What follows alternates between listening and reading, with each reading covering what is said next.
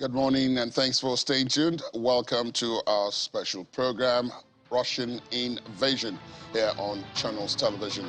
I'm Ladi Akiriduluale. The headlines. Ukrainian capital Kyiv's curfew is lifted as Belarus says it is set for Russia-Ukraine peace talks. The Russian ruble plunges 30% after new sanctions as the Central Bank of Russia appeals for calm. And the United States urges its citizens in the Ukraine to depart by private options.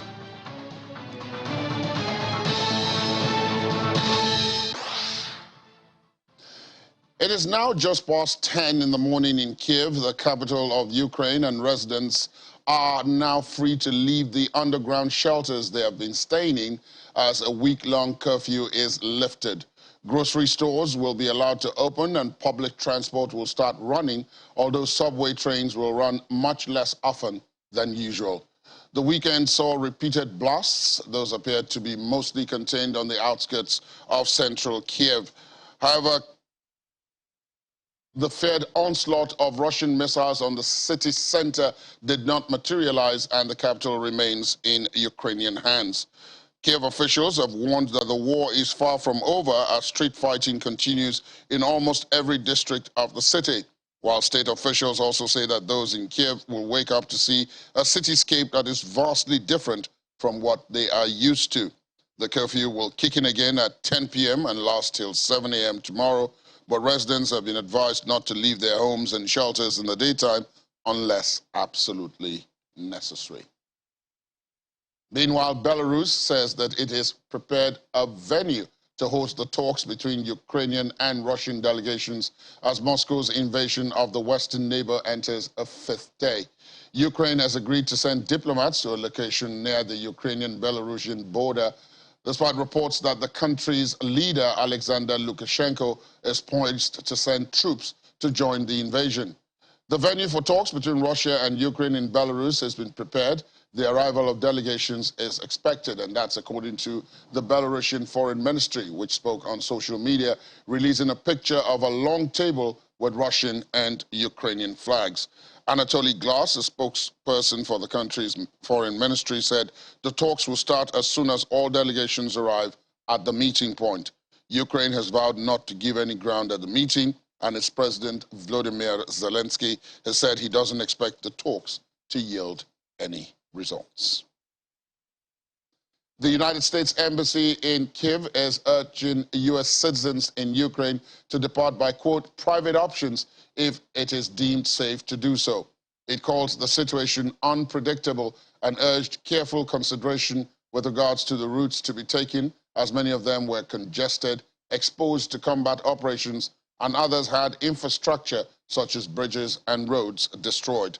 It also warned that most border crossings into Poland, which lies directly east of Ukraine, and Moldova were severely backed up and experiencing extremely long wait times, sometimes up to 30 hours. Meanwhile, the Kremlin, that's this time in Russia itself, says that sanctions imposed on Russia for its invasion of Ukraine would cause problems, but that the problems would be resolved.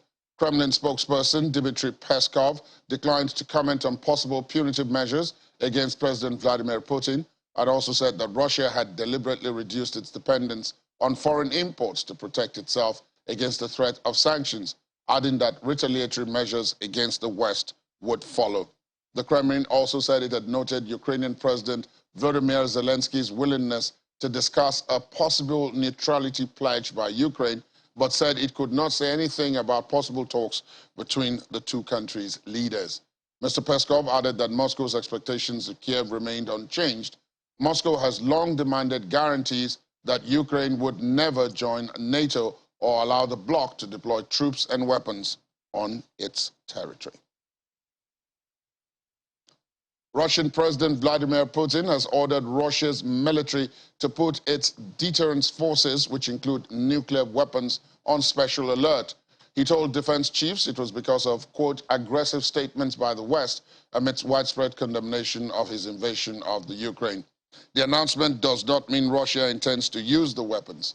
The United States immediately condemned this decision, calling it an unacceptable escalation. Last week, Mr. Putin had warned that whoever tries to hinder us in Ukraine would see consequences they had not seen in their history.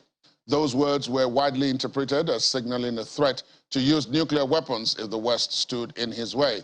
That warning became sharper yesterday when he ordered the Russian defense minister and the chief of the military's general staff to put the nuclear deterrent forces on a special regime of combat duty. Okay, let's take a look at the situation within the Ukraine itself. And we had been reporting last week, especially at the start of the invasion, that several people were trapped in that country, many Nigerians. Well, one of them joins us this morning. Eniola Badejo is a Nigerian student who, before now, was studying in the Ukraine. Good morning, Eniola. Thanks for being with us. Good morning, sir. Let me begin by, what's the situation on ground? We hear very many stories, one person claiming something, the other person denying it, but what's the situation this morning? The situation is very terrible right now because people have been there for days, and it's currently -2 in Lviv, and it's snowing right now. So people have been outside without shelter, without food, without water. And I even have a friend who had angina 2 days ago, and he has not still gotten into the border. So the problem is the Ukrainian border, the Ukrainian guards at the border, they are not letting male foreigners pass through. And if you can't get past the Ukrainian border, you can't even access the transit country. So that's the problem right now. Well, a curfew, from the reports we have, a curfew is supposed to have been lifted this morning, making movement a bit easier. Is that true? Have you been, have people been able to go out and see what's happening for themselves and probably explore options of getting across to the border? Because we are told that once you get to the border, there's help waiting on the other side. So the thing is, people, it's a very long distance. It's about, some people walk for about 24 kilometers. So we can't walk there without getting shot. So people at the border currently are the ones giving us information. And what are they telling you? People at the border, what are they telling you? So there's a long queue, and the Ukrainians are not letting male foreigners get through. And if we can't get past the Ukrainian border, we can't even access the Polish or Hungarian or Slovakian borders.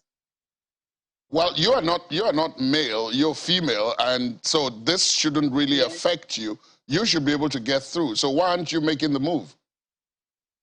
Oh, I'm not making the move because it's really terrible out there, and I can't go in the cold and wait several hours. So people there currently have to leave before I can now make movements to go there.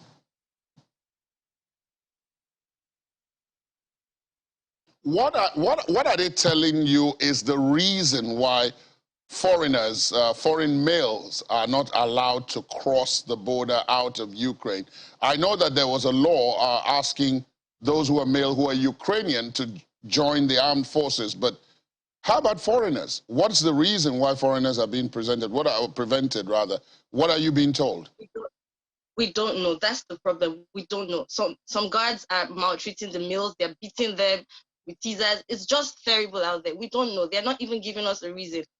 Some Ukrainian guards are nice, but some are not even being. It's just terrible out there. Have you heard from the Nigerian embassy, the Nigerian authorities in Kiev, the Nigerian embassy?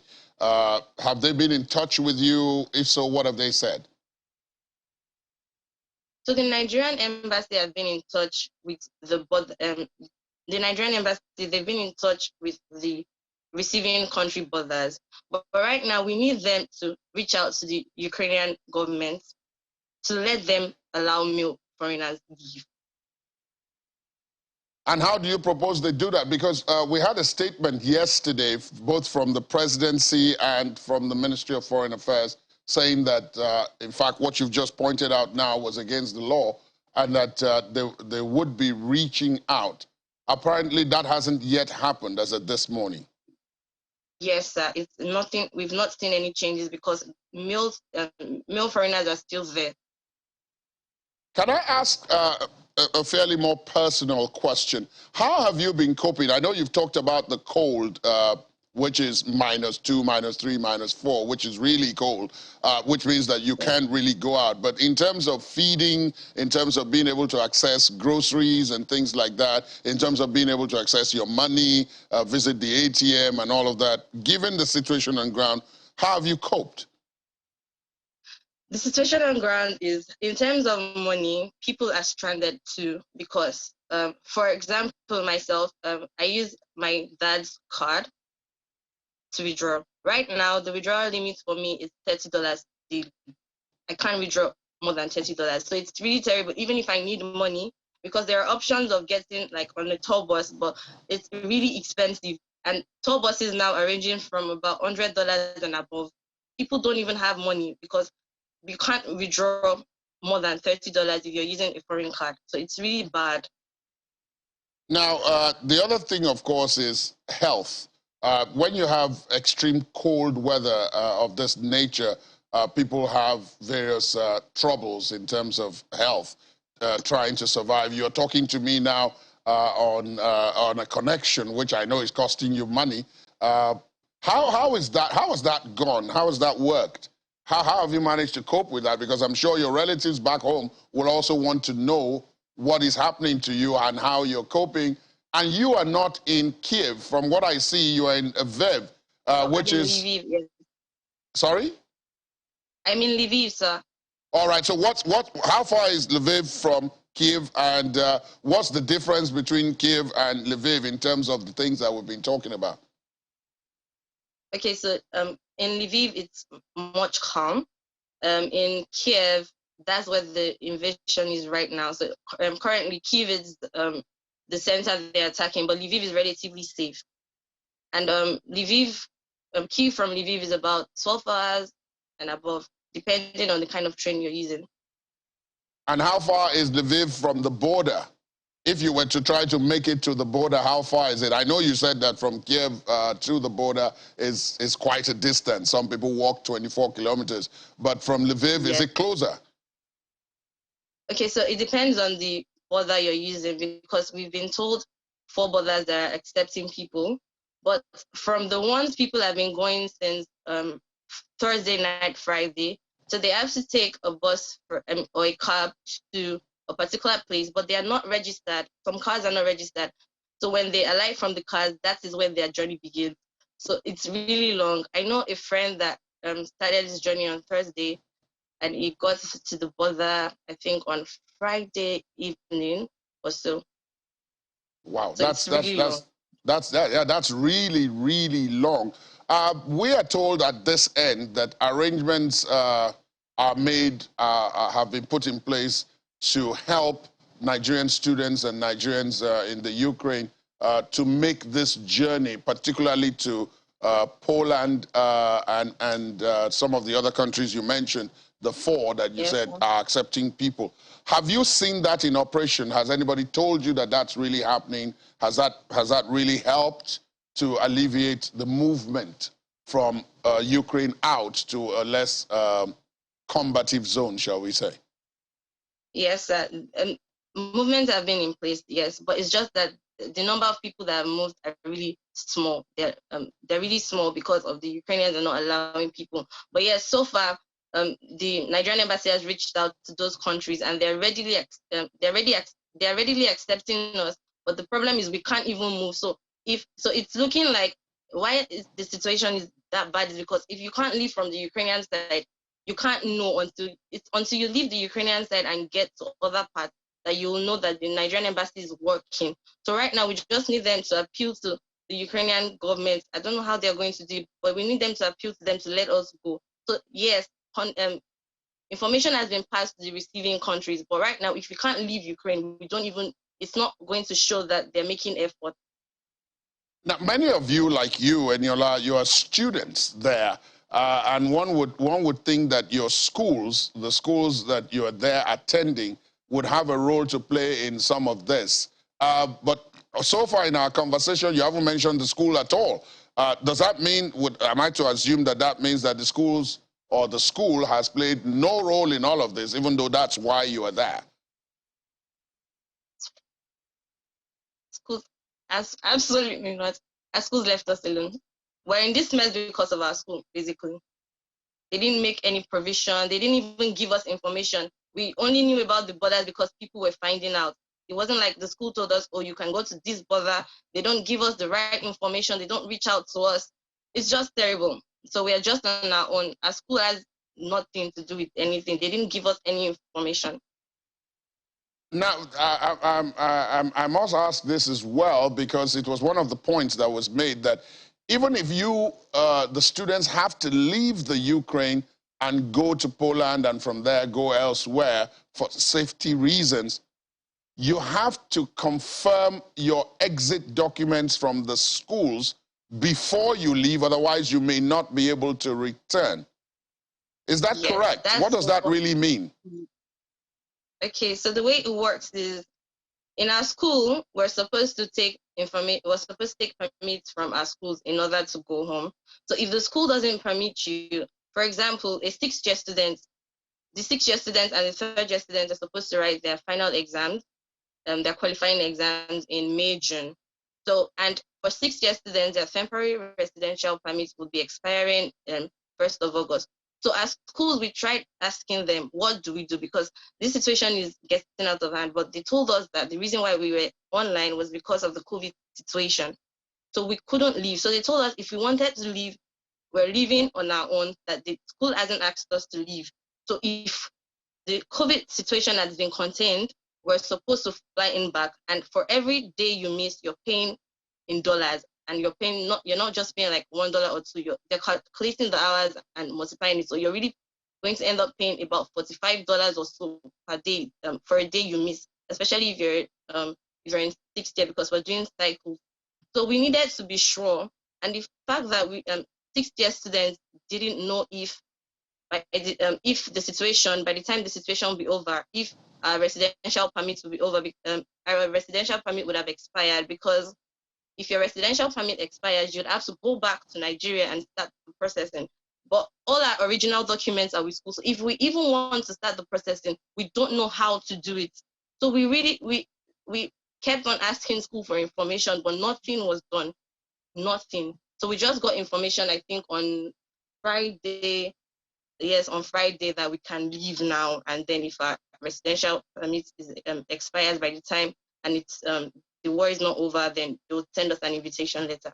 So we only got concrete information and a letter, like an instruction telling us to leave just this Friday. Okay, Sorry, the last Friday that passed. Sorry.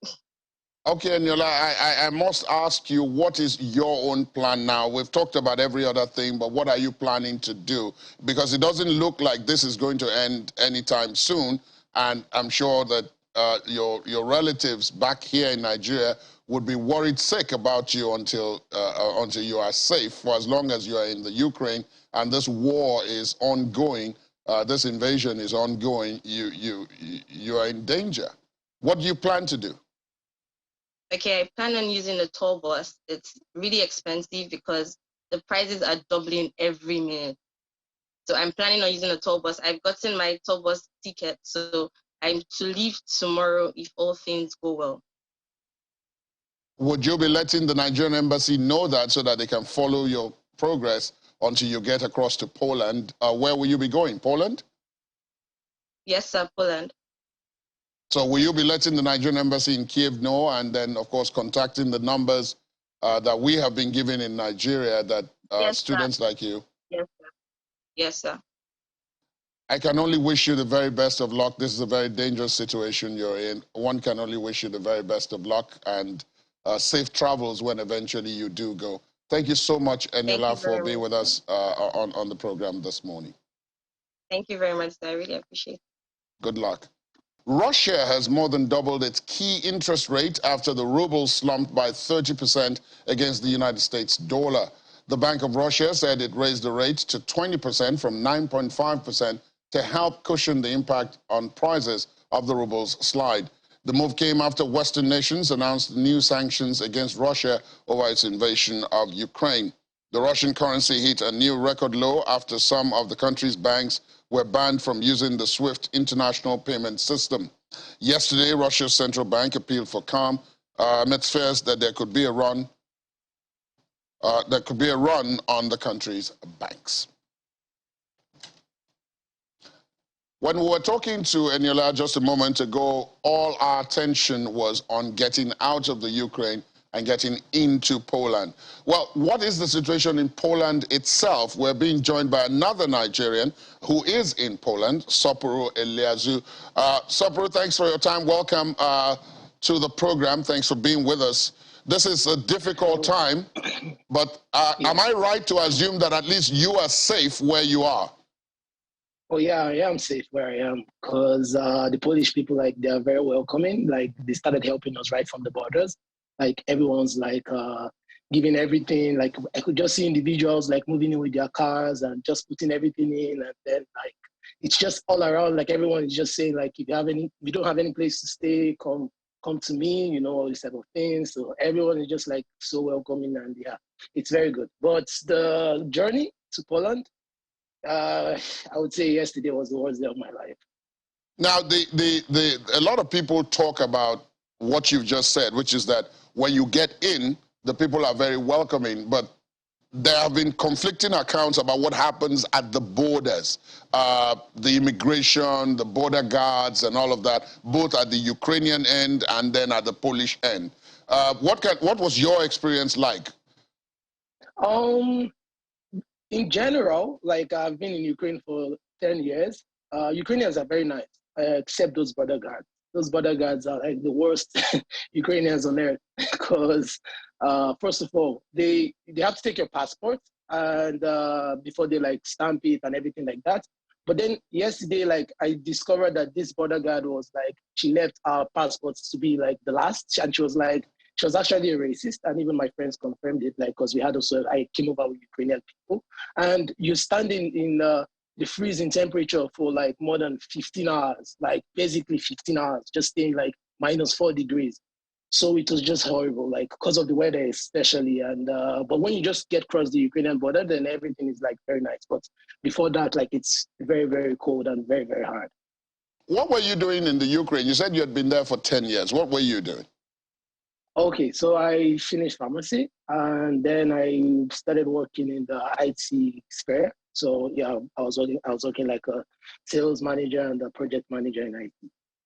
It must have been disheartening for you what has happened in the last couple of days, and you're having to move so quickly, unexpectedly. How have you processed that, the transition from being this comfortable IT worker in a country that was fairly stable, and then all of a sudden you're having to run? Yeah, I miss. It's very sad. Like, when I was thinking about it yesterday, like, it's very, very sad and disheartening. Especially I have to leave my friends, but with my job, everything is okay because I'll be working online. So I understand people that don't have anything and don't have any job right now. It's very bad, but for me, I'm pretty much okay. Like, because I'll just start working maybe from tomorrow or next. So I just need my computer, which I have currently, and stable internet. So that's You got into Poland this morning, I'm told. Is that correct? Yeah. I got here by 12 a.m. That must have been quite the trip, because we're speaking to another Nigerian who is still in the Ukraine earlier. She's actually in Lviv, and she was talking about the difficulties and the fact that information wasn't flowing and all of that. How much of help did you get from the Nigerian embassy in Kiev to make this movement, and how much of help did you get from the Nigerian authorities at the Polish end in order to facilitate your movement? Well, I'll just say the truth, like, no help at all. So that's just the truth. Because At both we are ends? giving some numbers. Yes, at both ends. But then I would explain why. Because, like I said, I've been in Ukraine for 11 years. So my friend took me across the border. So we went to a very new border because there are new borders that are open, right? So I don't even think most of these Nigerians like know about it. So like, it was a border that was open, I think, 4 days ago or even 2 days ago or something like that. So I had to like get the recent and the latest information and then go through that border. So while going through that border, I didn't meet any Nigerian official there. There was no help from any Nigerian official there. Maybe it's because like the border is very new, you know, it was just really recently opened. It's basically like a garage. It's a garage in Poland, you know. But What's the name of that border? What's the name of that border? Because some of your colleagues who are still in Ukraine may want to use it. Okay, I have to check. I have to check it right now because it's I was just I just wanted to cross, you know, and then my friend told me like there's a good border, and then I was just going like really fast. I would have to just get the name right now.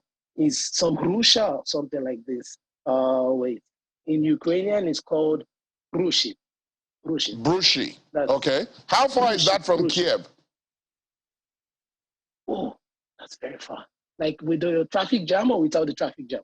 Both, because apparently Eniola told us that there are a lot of people trying to get out, so there's a tailback at virtually every point.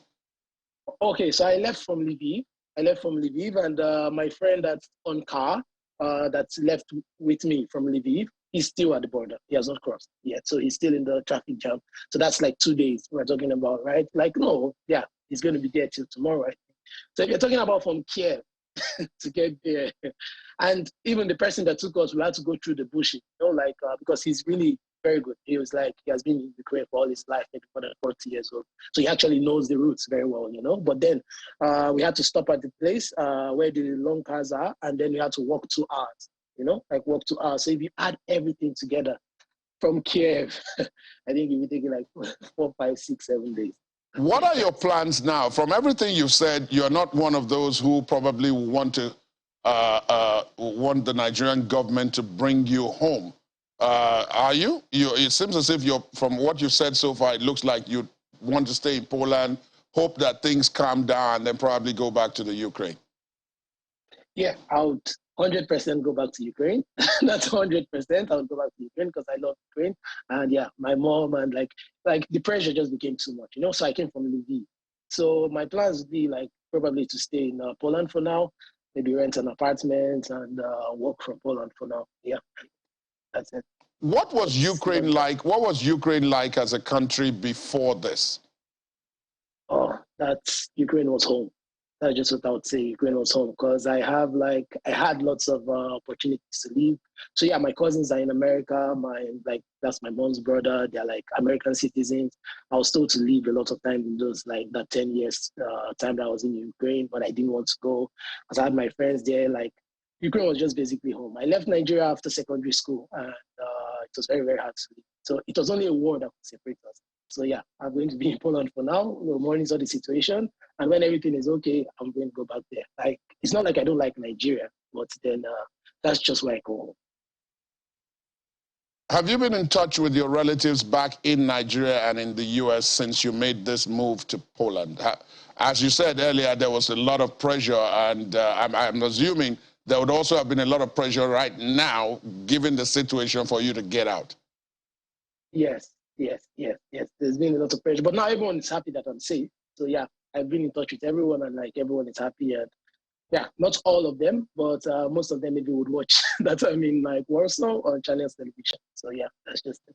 Before I let you go, let me ask you finally, what would be your advice for those who are still in the Ukraine, be they students, be they people like you, professionals who were working there before this happened and possibly need to get out, even if temporarily, so that the situation returns to normal? What would you be telling them based on your experience that they should do? First thing, just just know that the first thing is don't travel very light. That's the first thing. Travel very light. I had lots of stuff in Ukraine, but then I ended up going with like a knapsack. So yeah, I left all all. It said like it's all vanity, right? So I left all my vanity in Lviv, and I ran for my life. So the first thing is travel very light because they're going to be working for 17 hours, like or 20 hours, like from the time I went to the border and then crossing over. You would have to like you just have to be ready. Even at one point, my shoulders were paining me. I even wanted to like drop my knapsack and just go like that. You know, so the first thing is travel very light, but when you cross the Ukrainian border, you're pretty much safe.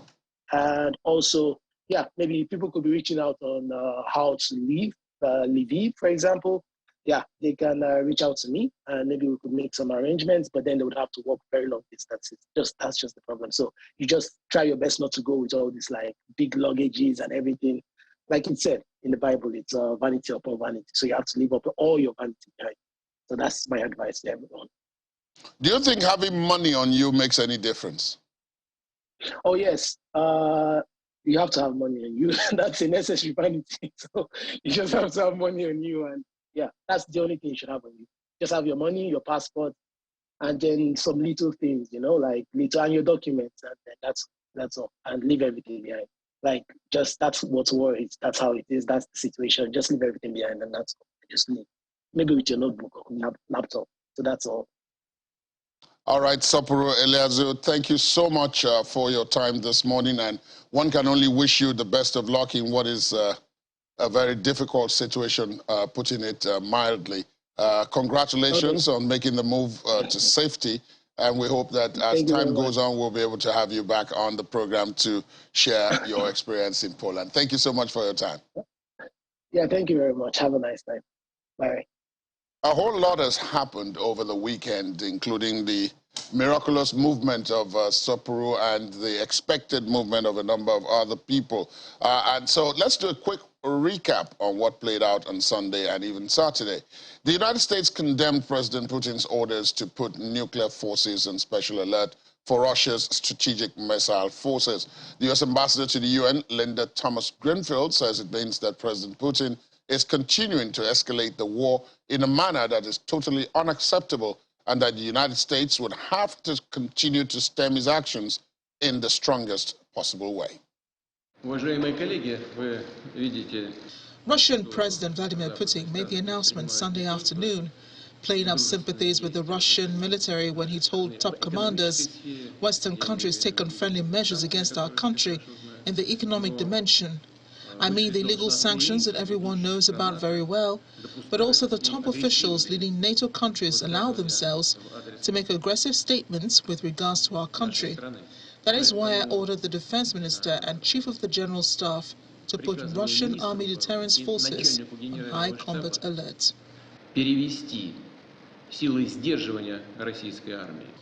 Ukraine's Foreign Minister Dmitry Kuleba called the move a calculated one, aimed at putting pressure at the start of talks, even as Russia dropped its preconditions for talks after suffering military setbacks, referring to President Volodymyr Zelensky's earlier announcement that Russia had agreed to talk at a venue on the Belarusian border near the Pripyat River, the first since Russia invaded Ukraine last week. He said Ukraine would not fall. It is obvious, I think everyone agrees now after this week, that the goal of Russia is to destroy Ukraine as a state, is to destroy Ukrainians as a nation. But we will not fall. We will not stop or get tired. This is people's war. It's not a war between one state and another. It's a war between President Putin and the people of Ukraine. In the meantime, EU Commission President Ursula von der Leyen says the EU will tighten sanctions on Russia, target Russian ally Belarus with measures, and fund weapons for Ukraine to help it defend itself against Russia's invasion. A first for the economic bloc. First, we are shutting down the EU airspace for Russians. We're proposing a prohibition on all Russian-owned, Russian-registered and Russian-controlled aircraft. These aircraft will no more be able to land in, take off, or overfly the territory of the European Union. This will apply to any plane, owned, chartered, or otherwise controlled by a Russian legal or natural person. So let me be very clear. Our airspace will be closed to every Russian plane, and that includes the private jets of oligarchs too. In a related development, British Petroleum has announced it will be exiting its shareholding in Russian oil giant Rosneft. The firm has been under pressure over its nearly 20% holding. UK Business Secretary Bernard Looney says Russia's attack is an act of aggression which is having tragic consequences across the region. Fighting has continued in the Ukrainian capital Kyiv as Russian forces pound the centuries-old city with cruise missiles and shells. The Ukrainian Interior Minister says Iskander missiles were launched from Belarus into Ukraine. The Russian Defense Ministry today acknowledged for the first time casualties in Ukraine, but has not given figures. More anti-Russia protests continue holding in cities across Europe, the biggest perhaps happening in the German capital Berlin, where hundreds of thousands of people marched through the streets demanding for an end to Russia's invasion of Ukraine, saying history should not repeat itself.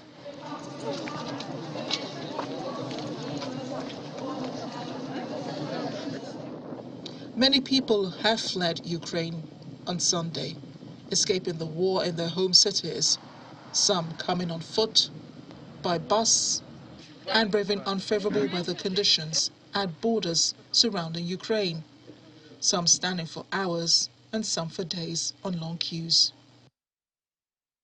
Over in Russia, sanctions might be beginning to pinch, as many are left stranded without access to cash from ATMs, after the EU, US and their allies agreed to cut off a number of Russian banks from the main international payment system, SWIFT.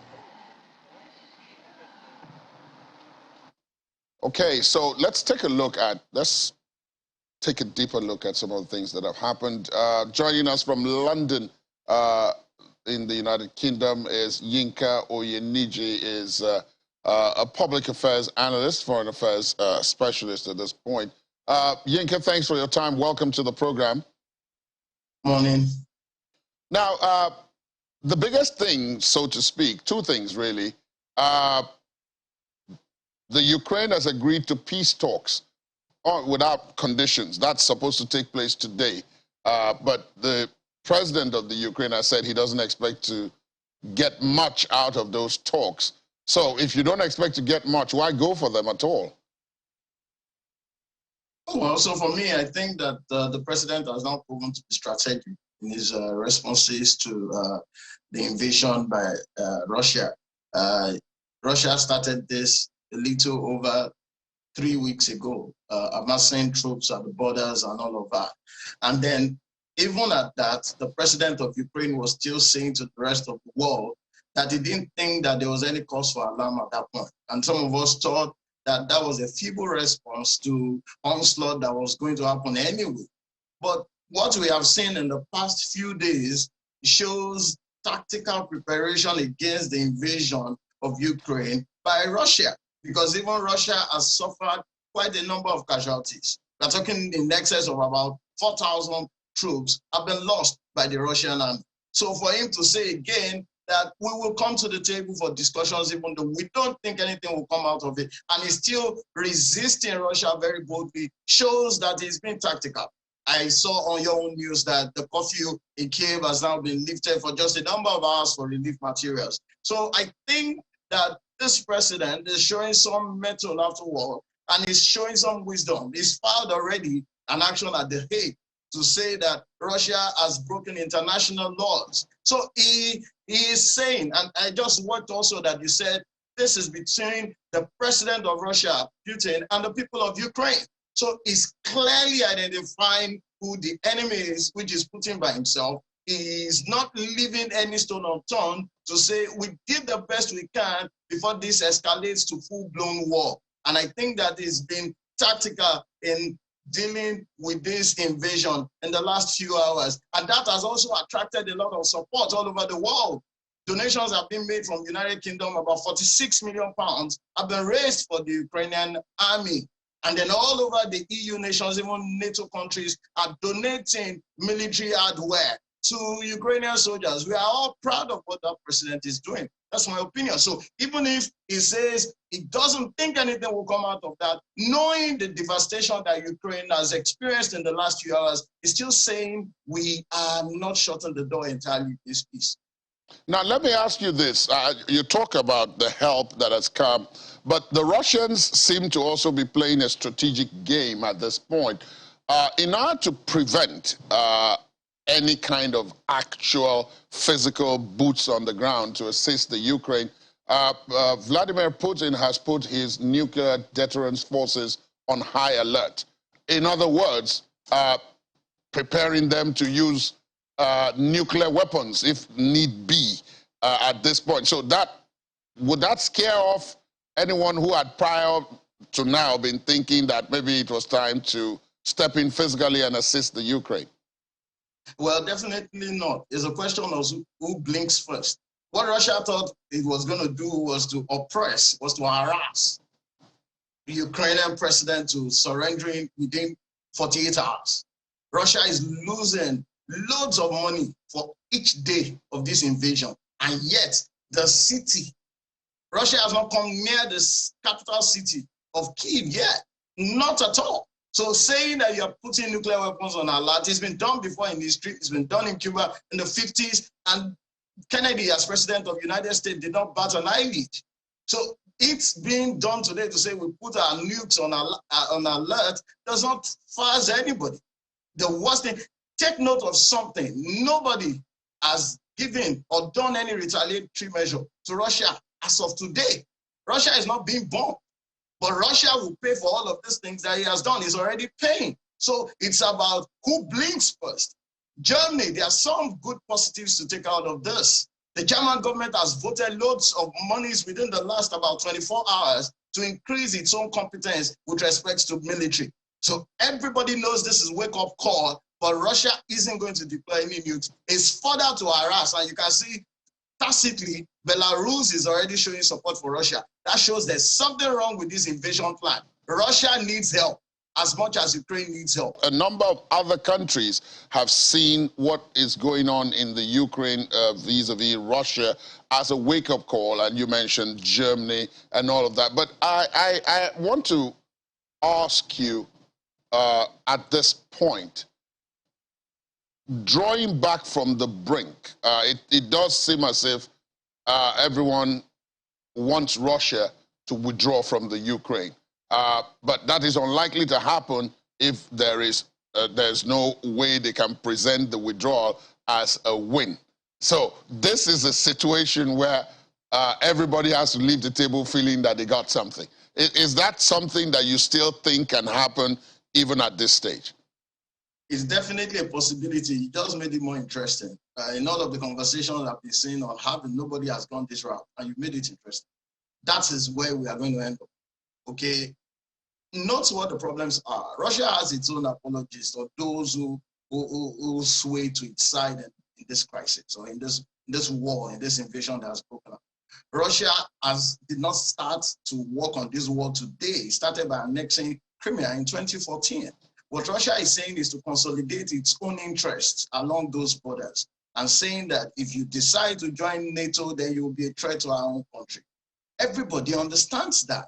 What Russia cannot do is to deprive a sovereign nation of membership of any organization that can improve its status within the rest of the world. So what will happen is that Ukraine will slow down its own ascension or association into becoming a member of NATO, and that is good enough for Russia for now. What will happen is that Russia would not recover from this dastardly act in the next 5 to 10 years. Remember that Putin is president until 2036 in Russia, if nothing untoward happens before then. So he's going to try again, but he's gotten to his wit's end, and there's no doubt about that.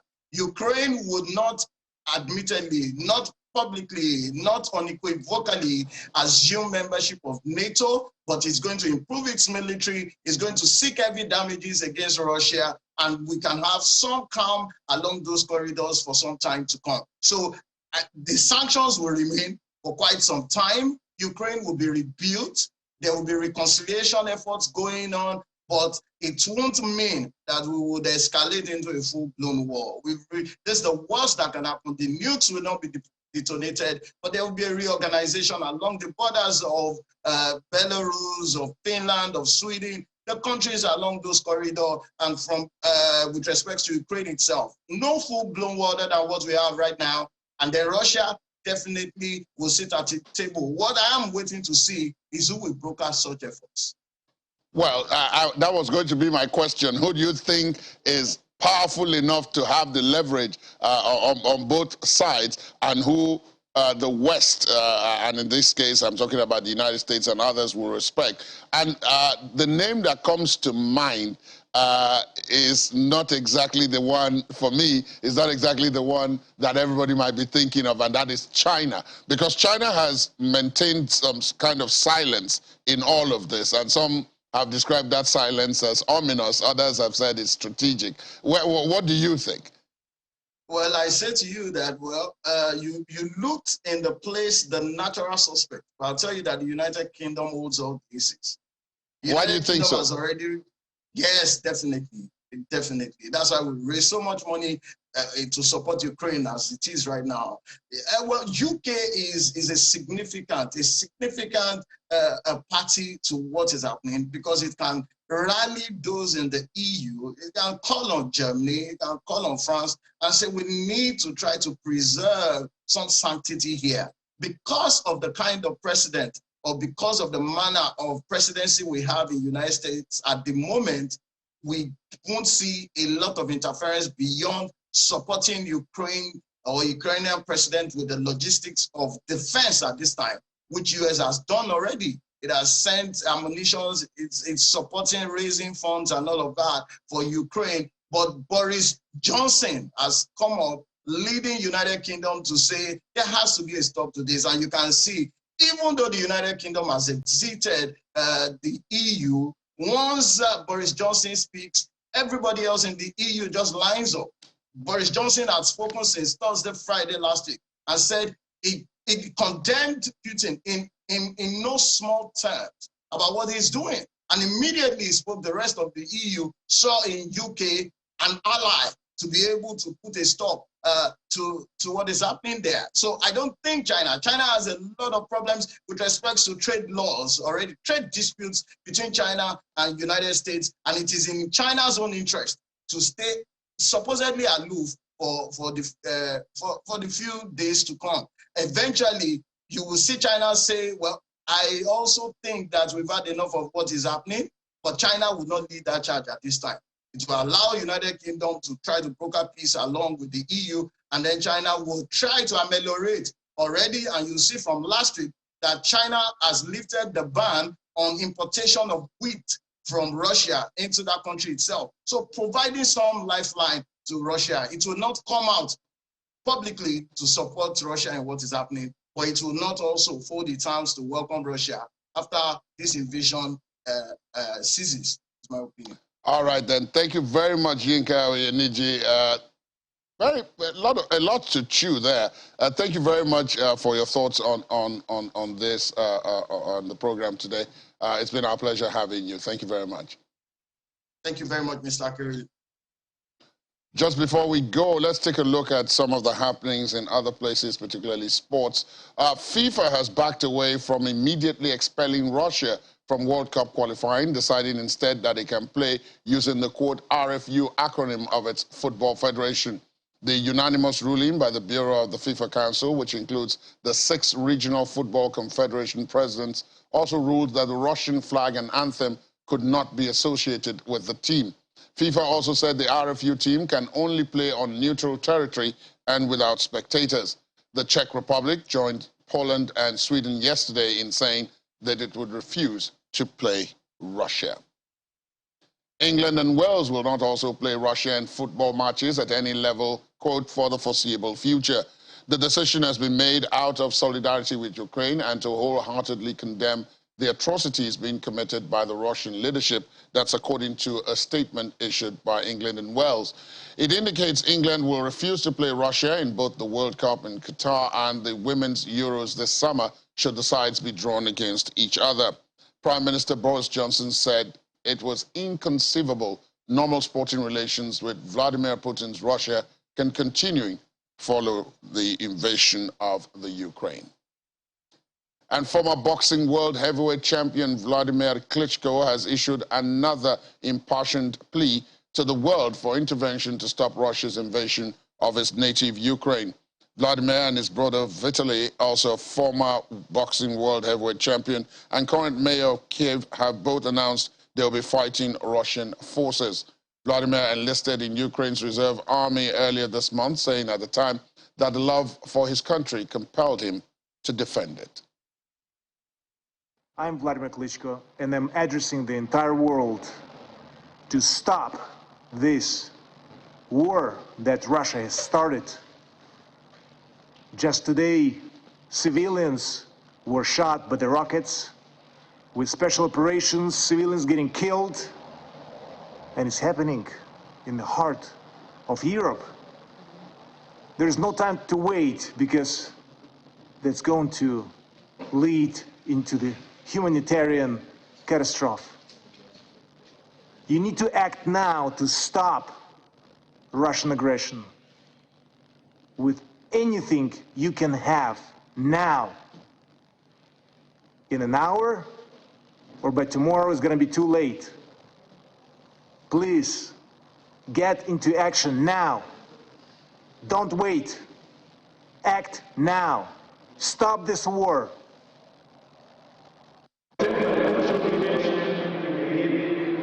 Meanwhile, gestures of solidarity were displayed on the pitch and in the stands during German Bundesliga matches over the weekend as fans and clubs showed their support for Ukraine in light of Russia's invasion. There were Ukrainian flags scattered around Bundesliga grounds while all matches began with a minute's silence for the victims. The DFL also released a statement condemning the Russian attack on Ukraine in the strongest possible terms, saying war in any form is unacceptable and incompatible with the values of sports.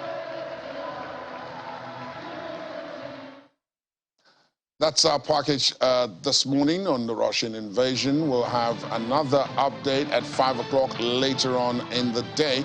And then, of course, this show will be back at 9 a.m. tomorrow morning. I'm Ladi Akiri Duluale. Enjoy the rest of your day.